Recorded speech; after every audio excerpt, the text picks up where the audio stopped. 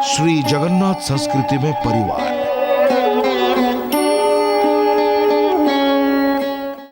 जय जगन्नाथ। जगन्नाथ संस्कृति के लिए पुरी में कहा जाता है 12 मासोरे 13 पर्व, अर्थात 12 महीनों में 13 पर्व या उससे भी बहुत अधिक। और इन पर्वों में, उत्सवों में, त्योहारों में बलभद्र जी, अगर हम इस बात पर ध्यान दें तो मैं आपको एक बार फिर त्रेता युग में लेकर जाना चाहूंगी।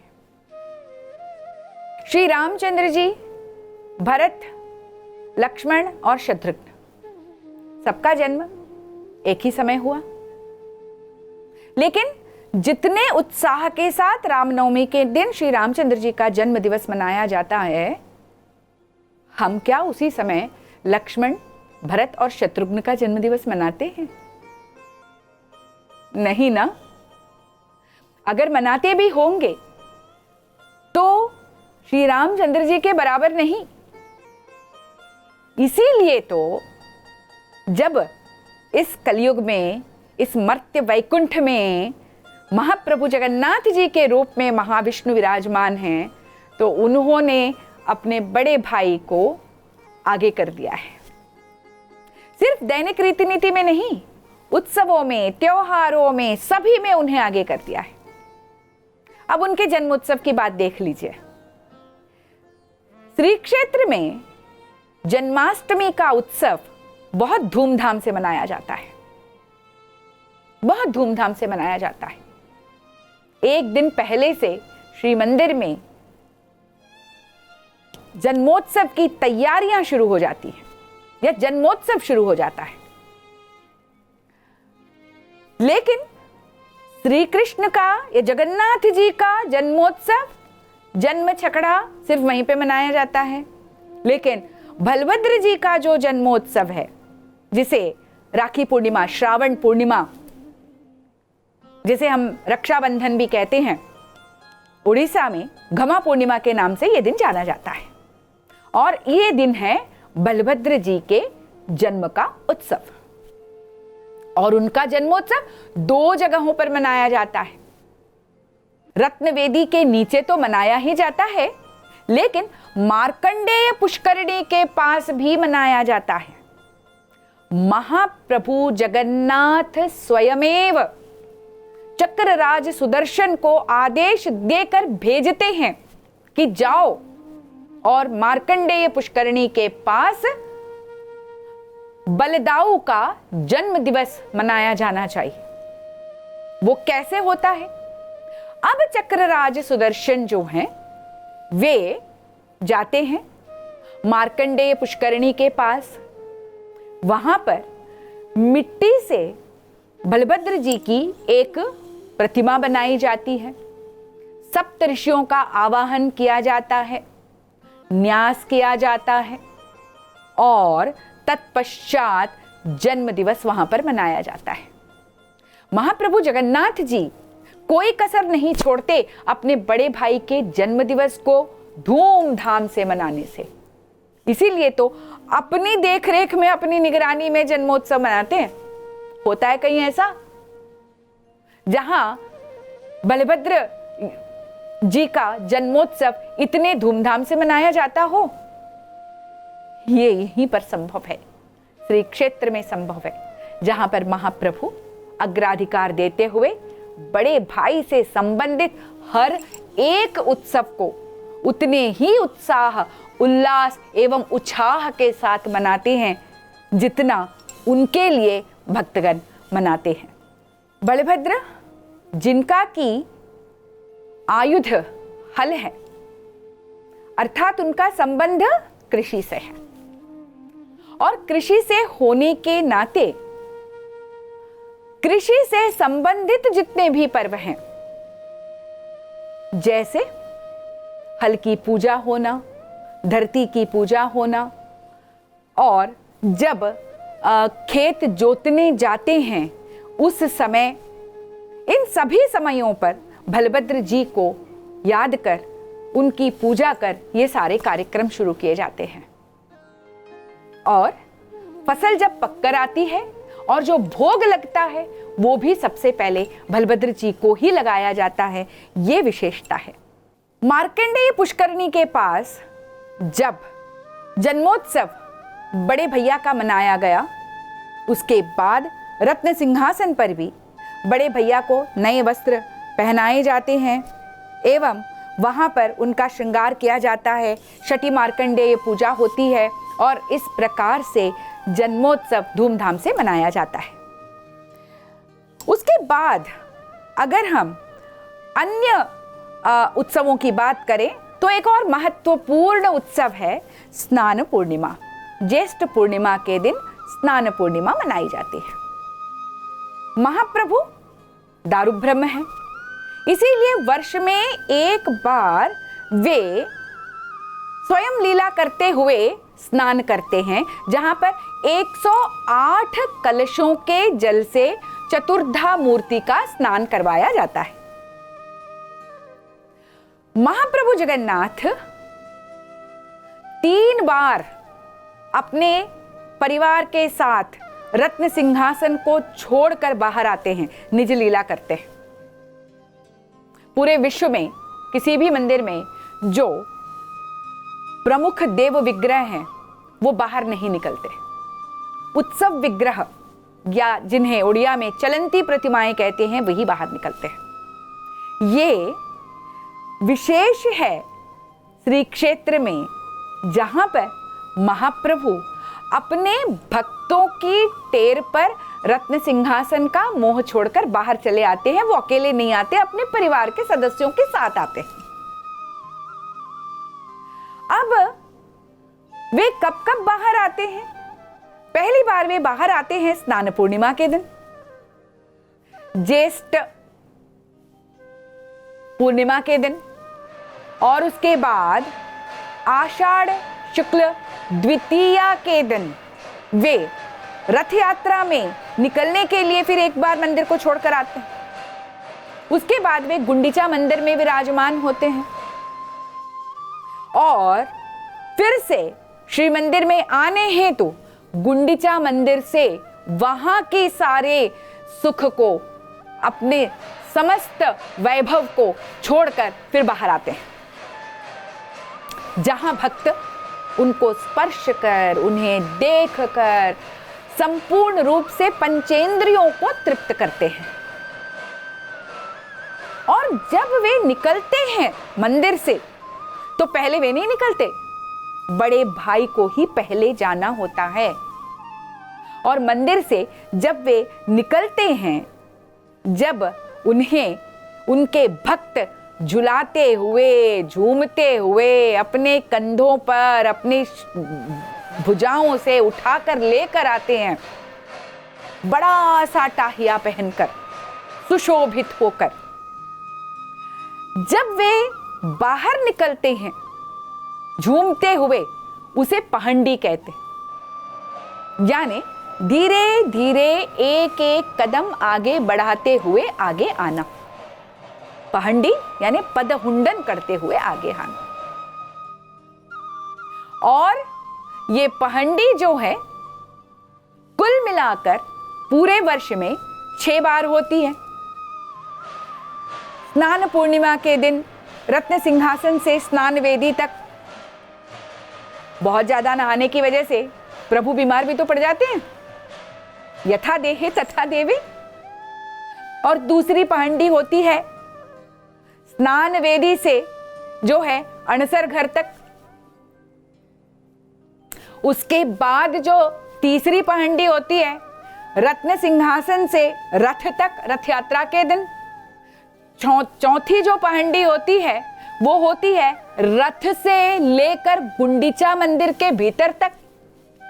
जो 5वीं पहंडी है वो होती है गुंडीचा मंदिर से निकलकर पुनः रथ तक।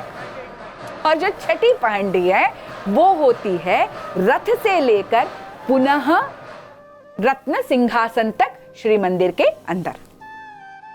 ये 6 की 6 जो पहंडी है, जिसमें महाप्रभु सार्वजनिक रूप से अपने सिंहासन को या रथ को छोड़कर बाहर आते हैं भक्तों के बीच, सबसे पहले उन्होंने अपने भाई को भेजा है। ऐसा नहीं कि पहले चले गए, सबसे पहले उन्होंने भाई को भेजा है और उसके बाद बहन सुभद्रा को भेजा है, और अंत में वे स्वयं आते हैं। वजह है, वो है बड़े भैया का अनुगामी बनना है। वे अपने बड़े भैया से आगे नहीं होना चाहते, ना ही उनके बराबर रहना चाहते हैं, उनके वे अनुगामी बनना चाहते हैं, अनुचर बनना चाहते हैं, उनके छोटे भाई के रूप में उनकी सेवा करना चाहते हैं। इसीलिए वो हमेशा बलदाऊ के पीछे रहते, और बीच में सुभद्रा इसीलिए क्योंकि घर की बेटी है, अल्हड़ है, छोटी है, लाडली है, उसे कैसे अकेला छोड़ दें? तो दोनों भाइयों के बीच में संरक्षित होकर बीच में सुभद्रा जाती है। इतनी सुंदर योजना है ना। जब घर का मुखिया सबसे पहले जाए तो समझ में आ जाता है कि उस परिवार के पारिवारिक जो मूल्य हैं वो कितने गहरे हैं, कितने सुदृढ़ हैं, कि जहां बड़े भाई को जो है सबसे पहला स्थान दिया जा रहा है। अब स्नान की बारी आती है। सबसे पहले स्नान पूर्णिमा के दिन स्नान, जल की पूजा भी बलभद्र जी के सामने होती है और स्नान भी सबसे पहले बलभद्र जी ही करते हैं। और उसके बाद जो है स्नान के बाद जो गजानन वेश धारण करते हैं, जैसे कि हम जानते हैं, जाकी रही भावना जैसी प्रभु मूरत देखिन तिन तैसी। महाराष्ट्र से एक भक्त आ गए महाप्रभु के दर्शन करने। वे थे परम भक्त गणपति के, गणपति भट्ट, और जब वहां पे आते हैं तो वहां पे महाप्रभु को देखकर निराश हो जाते, कहते नहीं नहीं नहीं नहीं, ये तो मेरे आराध्य नहीं है, वापस मुड़ के जाने लगते हैं। और तब उन्हें आदेश होता है, और जब वे फिर देखते हैं महाप्रभु को तो आहा, वहां पर स्वयं गणपति दिखाई देते हैं। महाप्रभु गजानन वेश में दर्शन देते हैं, और ये गजानन वेश जो होता है स्नान पूर्णिमा के दिन, ज्येष्ठ पूर्णिमा के दिन होता है। और ये वेश भी सबसे पहले जो है बलभद्र जी का होता है, और वो भी सुवर्ण रूप में सुसज्जित होते हैं बलभद्र, और महाप्रभु रौप्य गजानन वेश में। सोने का महत्व अधिक है, मूल्य अधिक है, तो किसके पास होना चाहिए? बड़े भाई के पास होना चाहिए, सीधी सी बात है। इसीलिए स्वर्ण गजानन वेश में दैदीप्यमान सुशोभित होते हैं बलदाऊ, और रौप्य गजानन वेश में दिन के प्रचंड मार्तांड के समान सुंदर कांति से युक्त गजानन वेश में सुशोभित होते हैं महाप्रभु जगन्नाथ, और बहन बीच में भुवनेश्वरी वेश में सुंदर दिखाई देती। अब स्नान पूर्णिमा, ज्येष्ठ पूर्णिमा, रथ यात्रा, आषाढ़ शुक्ल द्वितीया, इस तरह से जितने भी उत्सव हैं उन सभी में अग्राधिकार बड़े भाई को ही दिया गया है। एक और उत्सव की बात करते हैं, प्रथमाष्टमी। और प्रथमाष्टमी जो है मार्गशीर्ष शुक्ल अष्टमी के दिन मनाई जाती है, जिस दिन घर की पहली संतान को सम्मान दिया जाता है। उसके पीछे कई सारे कारण हैं। पहली संतान इसलिए क्योंकि मातृत्व का या माता पिता होने का सुख दिया है। पहली संतान इसीलिए कि उसके बाद अन्य संतान का आगमन हुआ है।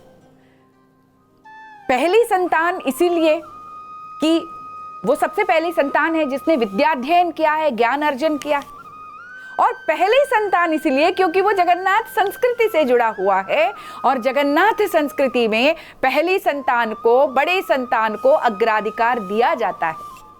और इस दिन मामा के घर से लाए हुए संपूर्ण आभूषणों, आडंबरों, वस्त्रों, भोग आदि का सेवन करते हैं बलभद्र। ये सब कुछ सिर्फ बलभद्र के लिए होता है। देखिए कितनी सुंदर योजना है। इतना ही नहीं, हम अगर अन्य वेश देखें, अन्य उत्सवों में जो अलग अलग प्रकार के वेश धारण करते हैं महाप्रभु, सोना वेश, चंदन वेश, गज वेश, बड़ श्रृंगार वेश, जितने भी अलग अलग वेश हैं, नागार्जुन वेश, और इन सभी वेशों में सिर्फ सुसज्जित जगन्नाथ नहीं होते, बल्कि जितने वो सुसज्जित होते हैं उससे कहीं अधिक मात्रा में जो है बलभद्र जी को सुसज्जित किया जाता है। सर्वप्रथम उन्हें ही सुसज्जित किया जाता है। सायन यात्रा का पर्व हो, चाहे वह रथ यात्रा का पर्व हो, चाहे वह देव उत्थापन का पर्व हो, चाहे मकर संक्रांति हो, चाहे वह दोलन यात्रा हो, चाहे कोई भी अन्य उत्सव हो, त्योहार हो, और उसमें धारण करने वाले विविध सुंदर वेश हो, इन सभी में महाप्रभु ने अपने बराबर नहीं, अपने से अधिक अधिकार जो है किन्हें दिया है? बलभद्र जी को दिया है। जब आप पुरी की यात्रा करते हैं, महाप्रभु के दर्शन करने जाते हैं, जैसे ही श्री मंदिर में प्रवेश करते हैं, तो सबसे पहले भक्तों को भी बलभद्र जी का चेहरा दिखाया जाता है, उनके दर्शन कराए जाते हैं। ये देखिए, ये बड़े भाई हैं, ये वो हैं जिनकी बात महाप्रभु सुनते हैं। अगर आपकी गुहार महाप्रभु सीधे न सुने तो आप अपनी गुहार सबसे पहले बलभद्र जी के पास लगाइएगा, क्योंकि महाप्रभु उनकी बात नहीं काट सकते। तो इसीलिए आप अपनी बात बलभद्र जी के द्वारा महाप्रभु तक पहुंचा सकते हैं। देखिए कितना रोचक और कितना सुंदर प्रसंग है, कितनी सुंदर व्यवस्था है ना। जिस प्रकार से हमको अपना कोई स्वार्थ निकालना हो, अपनी कोई बात मनवानी हो, तो हम घर के बड़े को बताते हैं, है? ठीक उसी प्रकार से यदि हमने अपनी गुहार बलभद्र जी के समक्ष लगाई और कहा कि हे बलभद्र, हमारी इस त्रिविध तापों का हरण करो, आध्यात्मिक, आदि दैहिक, आदि भौतिक तापों का हरण करो, और ये गुहार विश्वास कीजिए महाप्रभु तक भी पहुंच जाती है। ये है सुंदर व्यवस्था, दो भाइयों के बीच के संबंध की, उनके मर्यादाओं की, और ज्येष्ठंच श्रेष्ठंच की जो बात यहां पर दिखाई देती है, वो श्री क्षेत्र है और महाप्रभु जगन्नाथ जी का परिवार है। यहां ये उक्ति चरितार्थ होती हुई हमें दिखाई देती है, और साथ ही ये संदेश भी देती है कि किस तरह से ज्येष्ठ को श्रेष्ठता मिलनी चाहिए, किस तरह से जीवन के हर क्षेत्र में हमारे सर पर एक छत का होना आवश्यक है। अगर छत निकल गई तो उस घर का कोई मोल नहीं होता। भले ही आपने संगमरमर की फर्श बना रखी हो, भले ही आपने सोने की ईंटों की दीवार बना रखी हो, लेकिन अगर उस पर छत नहीं है ना, तो उस घर का कोई मोल नहीं, वो घर रहने लायक नहीं। और घर के जो बड़े होते हैं वो छत के समान होते हैं, और तब चाहे मिट्टी की फर्श हो, चाहे ईंट पत्थर से बनी हुई दीवार हो, लेकिन यदि छत है तभी वो घर बनता है, तभी वो घर के रूप में शोभायमान होता है। ठीक उसी प्रकार से जिस प्रकार से परिवार में जब बड़े होते हैं तभी वो परिवार कहलाता है।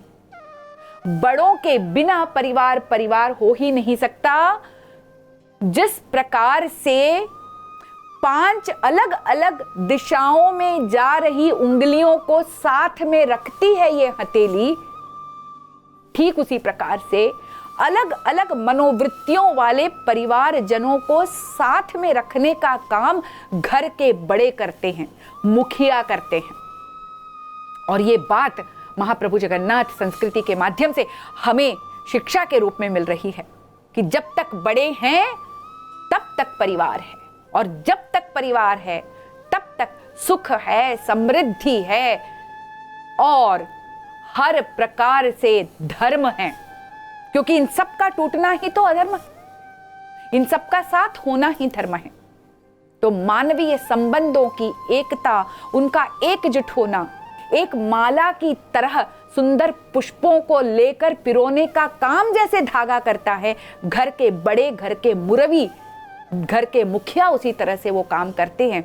इसीलिए तो महाप्रभु जगन्नाथ ने अपने बड़े भाई को अग्राधिकार दिया है, और जो दिया है क्या खूब दिया है।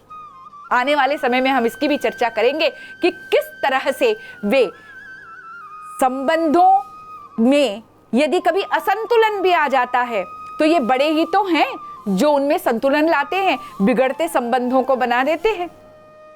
इनकी भी चर्चा आगे हम निश्चित रूप से करेंगे। तब तक के लिए आज्ञा दीजिए। जय जगन्नाथ। श्री जगन्नाथ संस्कृति में परिवार।